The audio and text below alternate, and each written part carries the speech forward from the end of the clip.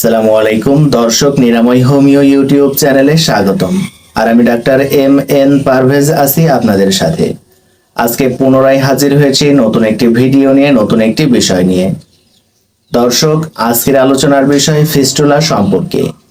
দর্শক, আজকের ভিডিওটি খুব মনোযোগ দিয়ে দেখুন, কারণ আমি এমন একটি রোগ নিয়ে আলোচনা করতে যাচ্ছি যেটা অনেক মানুষ লজ্জার কারণে কাউকে বলতে চান না। প্রথমে একটি ছোট ফোড়া, তারপর পুঁজ, কিছুদিন পর শুকিয়ে গেল। রোগী ভাবলেন সমস্যা শেষ, কিন্তু কয়েক সপ্তাহ বা কয়েক মাস পরে আবার একই জায়গায় ফোলা, পুঁজ, আবার ডাক্তার, আবার ওষুধ, আবার কষ্ট। যদি আপনার বা আপনার পরিচিত কারো এই অভিজ্ঞতা থাকে, তাহলে আজকের ভিডিওটি আপনার জন্য অত্যন্ত গুরুত্বপূর্ণ। কারণ আজ আমি আলোচনা করব ফিস্টুলা আসলে কি, কেন হয়, কেন অপারেশনের পরেও অনেক ক্ষেত্রে ফিরে আসে, কোন লক্ষণগুলো বিপদের সংকেত, হোমিওপ্যাথিতে চিকিৎসার নীতি কি, এবং কখন চিকিৎসা নিতে দেরি করা উচিত নয়। শেষ পর্যন্ত দেখবেন, কারণ ভিডিওর শেষের দিকে আমি এমন কিছু তথ্য বলবো যা অনেক ফিস্টুলা রোগী জানেন না।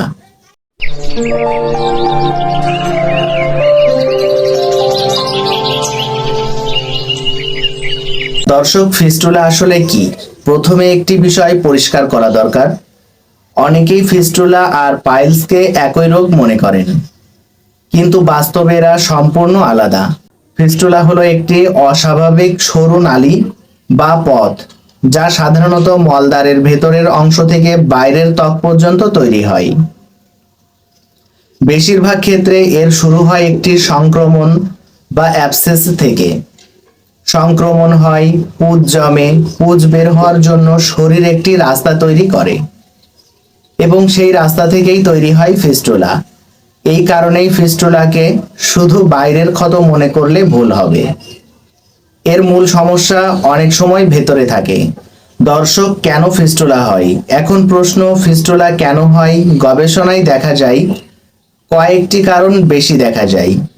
মলদ্বারের গ্রন্থিতে সংক্রমণ, দীর্ঘদিনের কোষ্ঠকাঠিন্য, বারবার অ্যাবসেস হওয়া, কিছু অন্ত্রের রোগ, রোগ প্রতিরোধ ক্ষমতার দুর্বলতা, ডায়াবেটিস। অনেক রোগী আমাকে বলেন, ডাক্তার সাহেব, আমি তো প্রথমে শুধু ফোড়া ভেবেছিলাম। এটাই সবচেয়ে সাধারণ ঘটনা। ফিস্টুলা শুরুতে সাধারণ ফোড়ার মতোই মনে হয়। দর্শক, যে লক্ষণগুলো অবহেলা করবেন না। যদি আপনার মলদ্বারের পাশে ছোট ছিদ্র থাকে, বারবার পুঁজ বের হয়, দুর্গন্ধযুক্ত স্রাব বের হয়, বসলে ব্যথা হয়, ফুলে যাওয়া এবং আবার কমে যাওয়া, দীর্ঘদিন ক্ষত শুকায় না, তাহলে অবশ্যই বিষয়টি গুরুত্বের সাথে দেখা উচিত। কারণ অনেক রোগী বছরের পর বছর শুধু পুঁজ পরিষ্কার করেন, কিন্তু রোগের মূল কারণের চিকিৎসা নেন না। দর্শক, অপারেশনের পরও কেন ফিরে আসে? এটি একটি গুরুত্বপূর্ণ প্রশ্ন। রোগীরা প্রায়ই জানতে চান, অপারেশন করানোর পরও কেন আবার হলো। এর উত্তর সব রোগীর ক্ষেত্রে এক নয়। কখনো ভেতরের শাখা পুরোপুরি নিরাময় হয় না, কখনো নতুন সংক্রমণ হয়, কখনো রোগের প্রকৃতি জটিল থাকে। তাই ফিস্টুলার ক্ষেত্রে শুধু বাইরের ক্ষত শুকিয়ে যাওয়াই যথেষ্ট নয়, পুরো অবস্থার মূল্যায়ন জরুরি। দর্শক, এই পর্যায়ে জানবো হোমিওপ্যাথিতে চিকিৎসার ধারণা। হোমিওপ্যাথিতে আমরা শুধু ফিস্টুলা দেখি না, আমরা পুরো রোগীকে দেখি। রোগীর শরীরের প্রতিক্রিয়া, সংক্রমণের ধরন, পুঁজের প্রকৃতি, ব্যথার ধরন সবকিছু বিবেচনা করা হয়। কিছু গুরুত্বপূর্ণ ওষুধ চিকিৎসকদের বিবেচনায় আসতে পারে। প্রথমে যে মেডিসিনটি আছে সেটি হচ্ছে সাইলেশিয়া, যেসব ক্ষেত্রে ব্যবহৃত হয়।